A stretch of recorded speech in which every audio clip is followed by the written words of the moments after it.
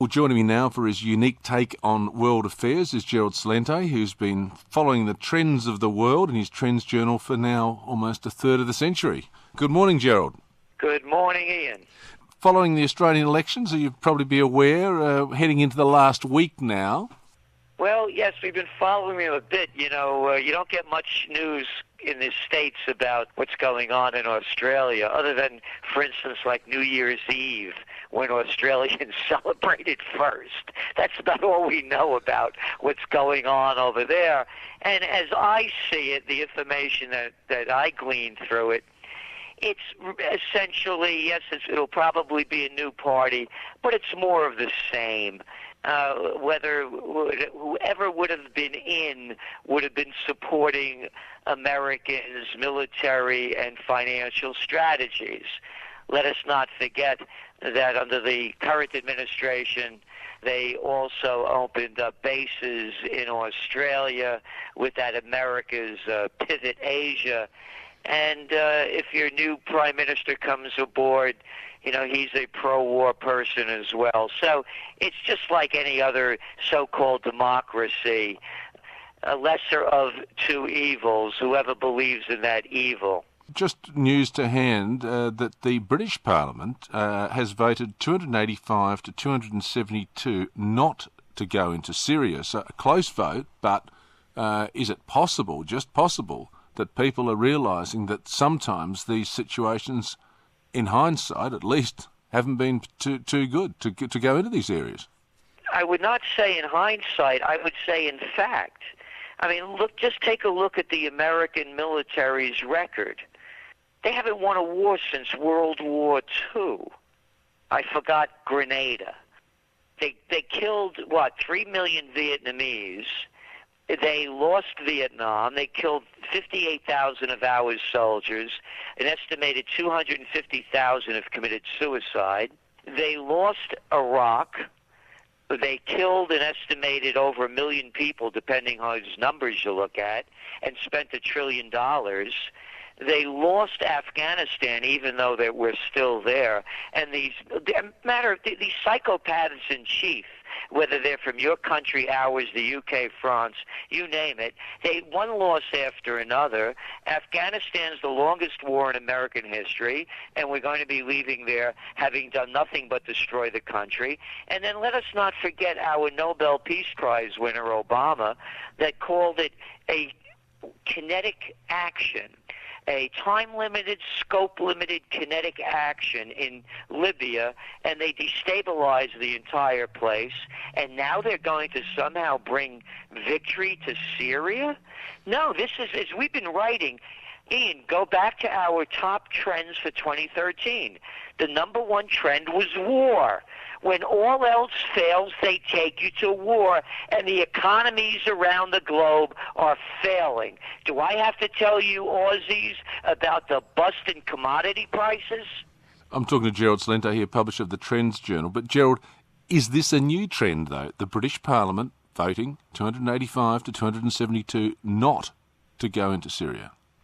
Yes, it is, and it's very significant because, again, this is just a replay of the Iraq War. You remember when Colin Powell, our Secretary of State, went before the United Nations with this bogus information that only an imbecile would have believed as he was showing it.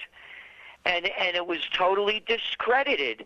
There is no hard evidence that Assad has been using chemical weapons, and I think the UK MPs voted against it based on that. And I want to make this point as well. Tell me, because I just can't figure it out, maybe you can.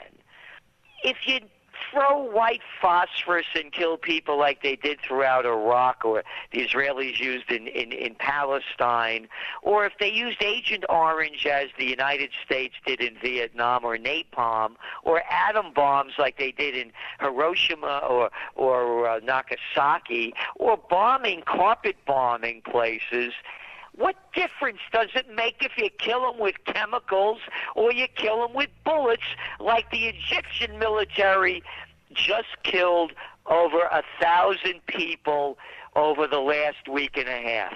What difference does it make if it's a bullet that blows your brains out or chemicals that rip your guts out? Jack, you're dead.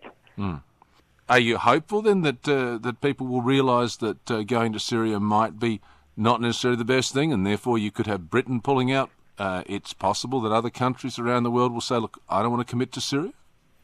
Yes, it's very hopeful. This is one of the most hopeful signs I've seen in a long time.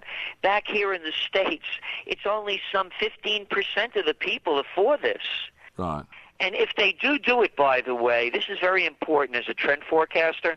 You take, for example, President Obama signed into law the National Defense Authorization Act, which gives the government the right to take our habeas corpus rights away if they believe that we're a terrorist. You have no judge, no jury, no trial. They did it on New Year's Eve. They also signed in, they repealed the Posse Comitatus Act with that bill also on New Year's Eve when no one was watching, that allows the military to take over police duties. I'm mentioning that.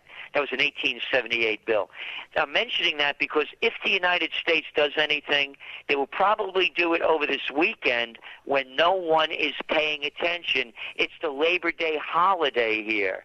Things have already begun to close down. So they do it when you're sleeping, and they know when you're awake. So if they do anything, it's likely to come from the U.S. over this weekend. And there is talk of U.S.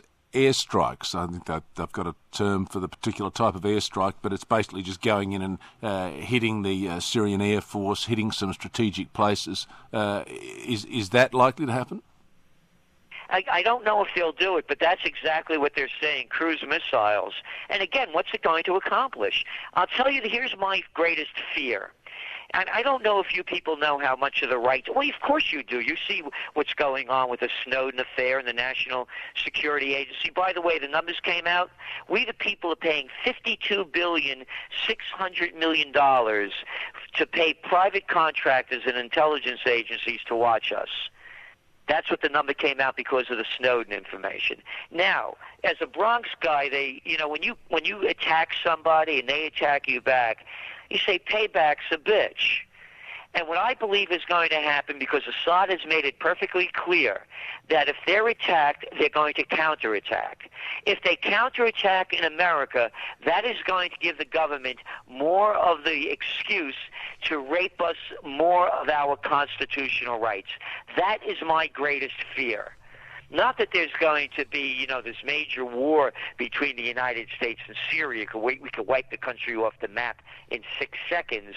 It's that it's going to be an ongoing war of terror, and the war on terror that began under George Bush will go on for infinity. And that's my fear. They'll use a counterattack as an excuse to rape us of more of our rights. Syria, of course, has been linked to providing support to terrorists. I mean, that's been known for a long time. So your suggestion is that this could trigger the next war on terror.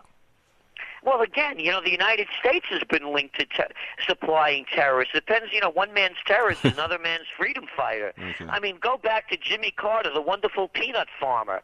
Oh, I'm just a nice guy. Yeah, that's the guy that began the Mujahideen that was with Osama bin Laden and armed all of those Islamist fundamentalists to fight the war in Afghanistan against the Russians. Okay. And remember that this is also the same country, the United States, that supplied Saddam Hussein with chemical weapons to fight the Iranians.